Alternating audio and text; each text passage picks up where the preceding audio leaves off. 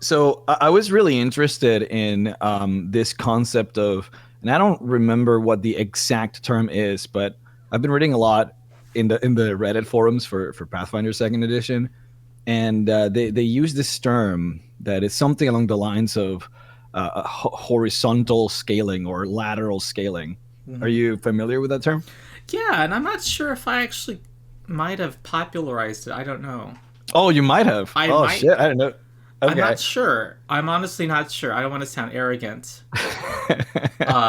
But I remember thinking that thought independently. I'll say this much.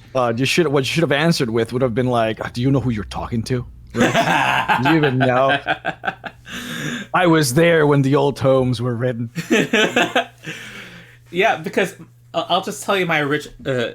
Great, you'll get to hear how it Mhm. was born, possibly born, This is but I canon don't now. I'll know take if it as this, canon. this is how it was born. But I was just thinking to myself, oh, okay, this is really interesting. Looking at the core rulebook, you have the when you look at it holistically, you see that your level is added to all your proficiencies, and that was something I initially was like, this does not sound like a good idea. I Mhm. thought to myself during the playtest. Okay, but okay. Anyway, that's an aside. Your levels added to your proficiencies, and your proficiency level, whether you're trained or expert, is told to you at level one, and then Mhm. you're told at the exact levels those go up. Your defense goes up at this level. Your attack, your saving throw goes up at this, and there's no way to change it except for canny acumen or uncanny acumen. But even that's just a temporary improvement, uncanny acumen. But Let me. I am not familiar with this one. Let's see. yeah, it's a general feat. Um. So you choose a save or perception, Hmm. and then you become expert, and that's you can do that at level one. Okay. Yeah, but once your class gives you expert in some in what you just took that in, it's Mhm. redundant. It becomes redundant, and the retraining rules, let you change that feat. But in the end, you can't really. Basically, this is like the math is tight. You can't really that's a very catchy phrase, but it's used to describe in the community a number of things. And one of the things is that uh, it's predictable what your bonuses will be at a certain level. Mhm. Even item bonuses for magic items, there's a expectation of when you're going to get that potency rune for your armor as well as your weapon. Um, so your vertical progression is fixed. So that's my long way of saying that Mhm. in terms of your numbers. And every plus one doubly matters because of the plus 10 system. So they have to be very careful with that and make sure that they know where you're at numerically. And what feats tend to do, whereas in previous editions, not just 5e, but 3e and 4e even, they would tend to improve your. They would do a number of things, but one of the things that they would do would give you numerical bonuses. Mhm. And the meta usually involved improving one thing that you did over and over again numerically.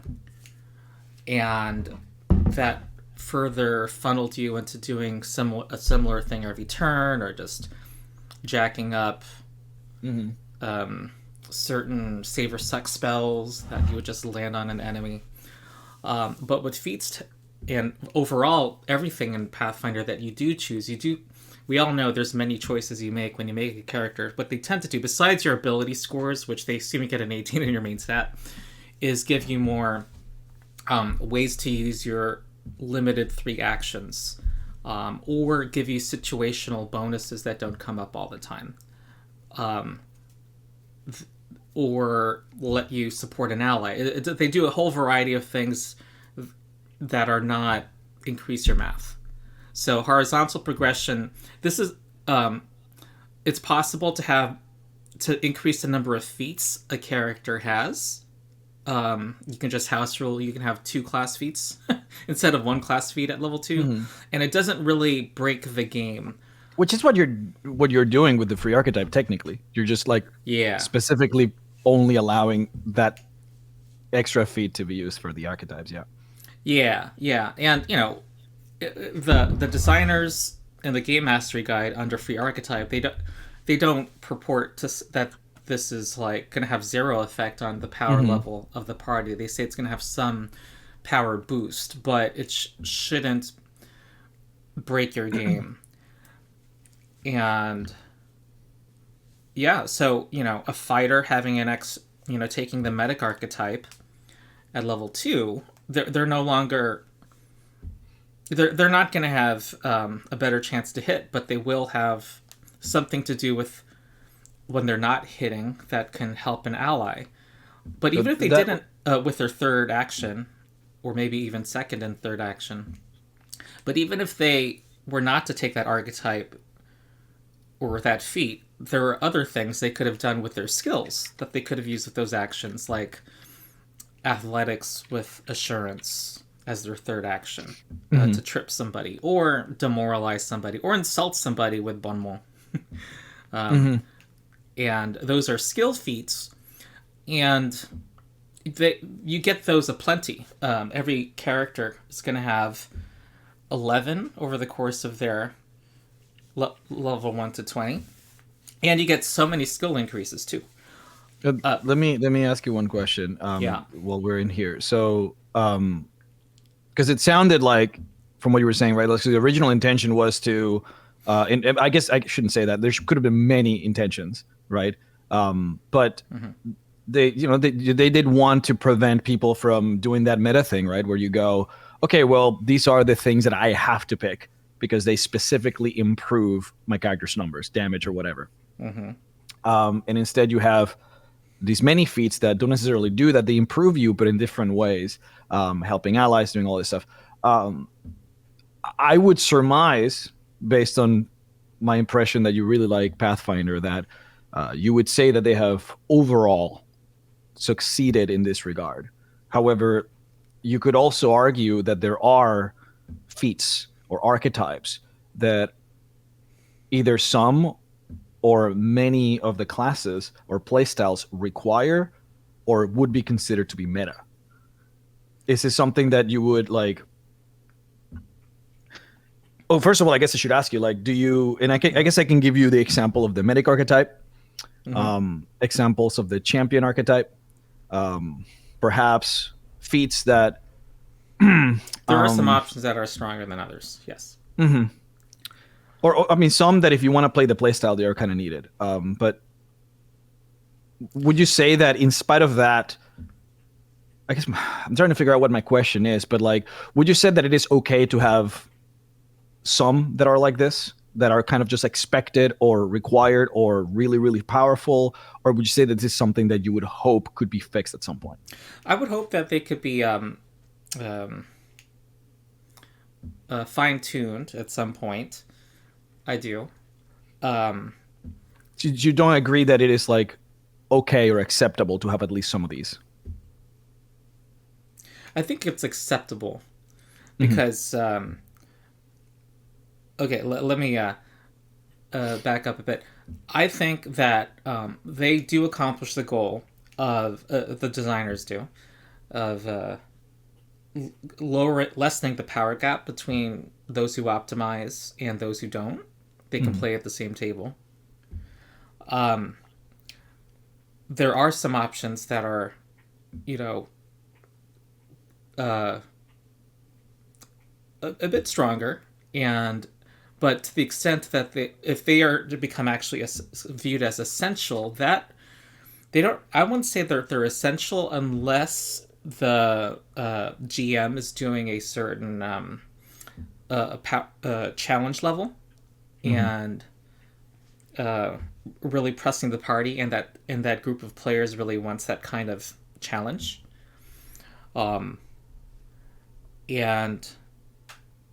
I think that ideally it's something I would prefer were fine-tuned in the future so that Pathfinder truly does meet the goal it's trying to meet of you can just pick what sounds cool and still do as long as you cover a set of bases, you're fine.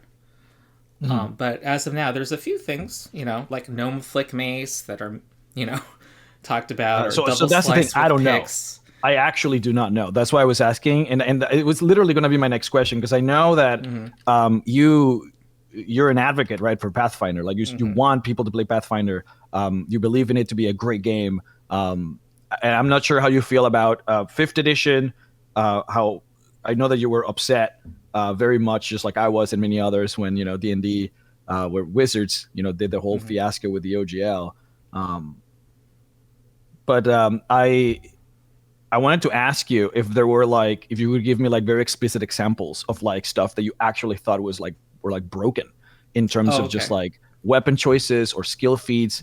Like if you could like really just be as open to just like Yeah. what is actually the most anything Yeah, that yeah. you I'm would not consider to hiding. be a problem. Yeah, I'll be as I mean, the thing is, I can be extremely open because the community's already found these, and I got these from the community. Yeah.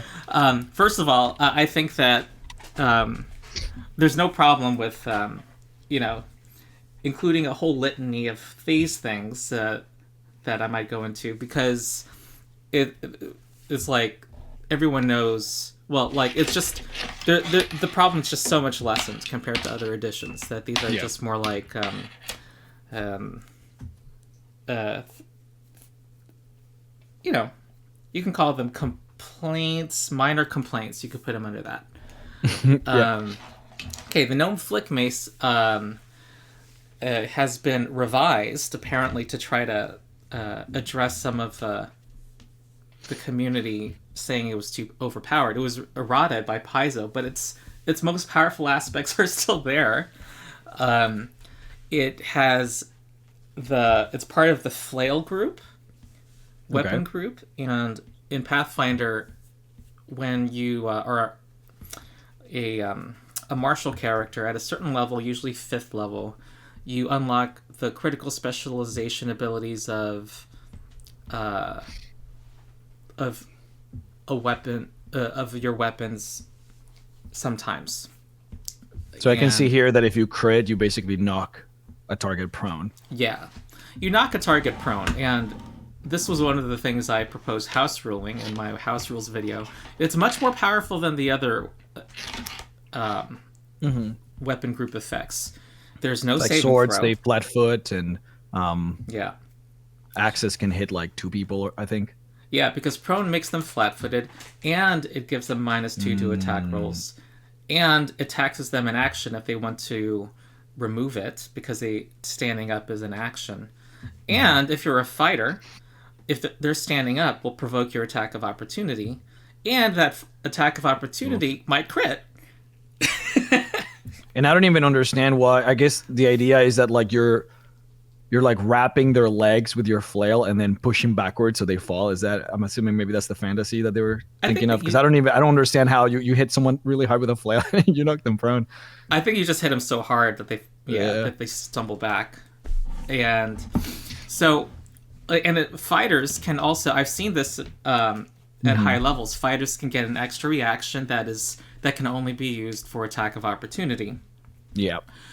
So I've seen I've had and the gnome flick mace has reach, and what else about the gnome flick mace? And it's only one handed. It's one Okay. of the few reach weapons that are one handed. So I had a 14-year-old playing this. He has optimizer brain. I don't know how he does this, but he's like, I need to have a gnome flick mace and do a set of Like he just things. knew. He just He just instinctively knew knew. like how powerful it was. He's an impressive brain, and I he bet also he took looked it up.